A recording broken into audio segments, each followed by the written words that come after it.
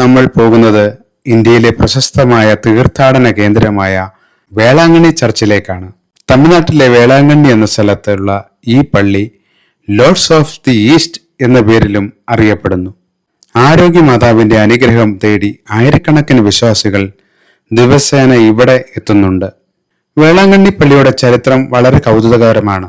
ഇപ്പോൾ കാണുന്ന മഞ്ഞപ്പട്ടുടുത്ത ഉണ്ണിയേശുവിനെ കൈകളിലെടുത്തുള്ള മാതാവിന്റെ പ്രതിഷ്ഠ പോർച്ചുഗീസുകാരാണ് സ്ഥാപിച്ചതെന്നാണ് വാമൊഴികൾ പറയുന്നത്. 1962 ഇത് മൈനർ ബസിലിക്കയായി ഉയർത്തപ്പെട്ടു. ഏകദേശം 5 ഏക്കറിൽ വ്യാപിച്ചിരിക്കുന്ന ഈ ദേവാലയം കടലിന് അഭിമുഖമായി സ്ഥിതി ചെയ്യുന്നുണ്ട്. പാറമേൽ പണിതതാണെന്ന വിശ്വാസമുണ്ടെങ്കിലും വാസ്തവത്തിൽ മണലിലാണ് ഈ ദേവാലയം നിർമ്മിച്ചിരിക്കുന്നത്. പള്ളിയിലെ പ്രത്യേകതകൾ: എല്ലാ ദിവസവും സന്ദർശനം അനുവദിച്ചിട്ടുണ്ട്. രാവിലെ 5 മണിക്ക് തുറക്കും, രാത്രി 9 മണിക്ക് അടയ്ക്കും.